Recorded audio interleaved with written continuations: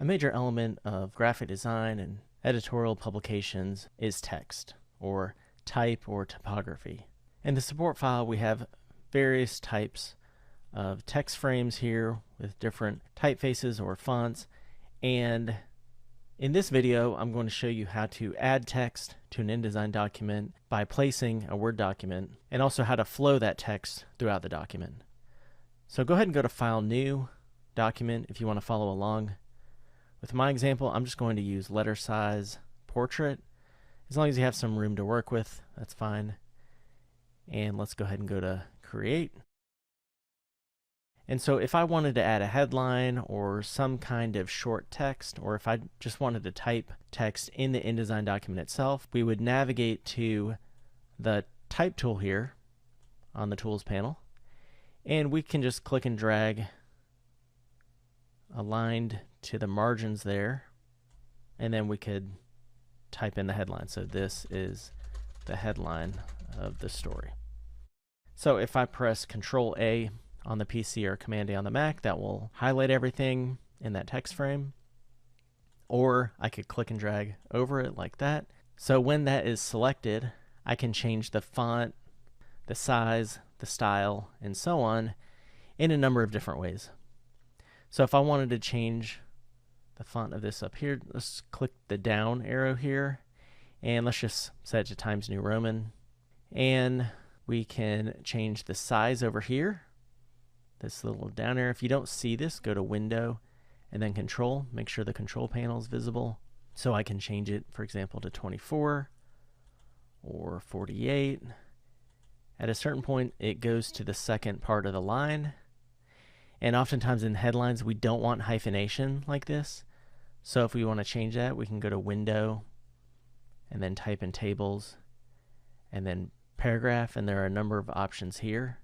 But if we uncheck Hyphenate on the Paragraph panel, while this is selected, it will remove the hyphenation. And hyphenation is more useful in body copy, like an entire article with paragraphs of text, as opposed to short areas of text like subheads and story decks and headlines. So if I select all of this again and go to Window, type in Tables, Character, now we have the Paragraph panel open and the Character panel open, as well as the Pages panel over here, and of course the Tools panel. I can change the size of this also on the Character panel. So I could change this to 30 points or 36 points and so on, besides changing it up here on the Control panel. And of course we can type in a specific amount. So if I said 36.5 and enter, or 42.75 or 52.8. We can be very specific in the font size when we type it in manually. But by default, it has specific steps here. So let's just say this was 18 points, and we have a text frame here, and I click and drag the corner with the selection tool. And by default, it only adjusts the size of the text frame. This is similar to adjusting the size of an image frame and not the image itself after we place an image, for example. However, another way to increase or decrease the size of the text in a text frame is to click and drag it and also hold Control on the PC or Command on the Mac, just like if we are manually adjusting the size of an image. So hold down Control on the PC or Command on the Mac and click and drag, and you'll notice it can really distort the text vertically or horizontally. So I press Control or Command Z to undo that. What we need to do is hold Shift when we're doing that, and that will maintain the same proportion. So if we want it to go across the top here, there we go. So now it's at 40.5 points exactly. So that's another way to resize text. If you work at a publication, even if they distribute the content digitally or printed on paper, either way, you will probably have a style guide where headlines are a specific size, body copies a specific size.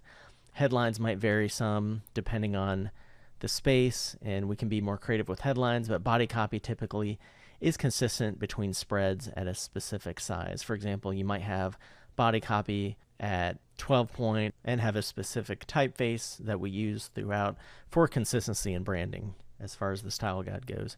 Because a style guide is not just about editorial, spelling certain words certain ways in an industry, but also design. So the placement of elements across different spreads in a publication, a color scheme, and also the style of typography in a publication.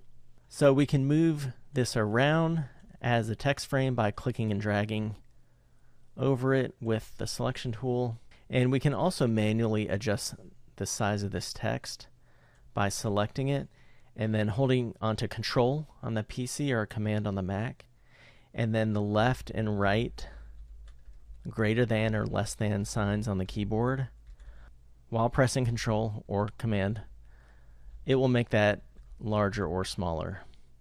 Now if I hold Shift when I also hold Control or Command, that will make it larger or smaller, but it's making just the text larger and smaller.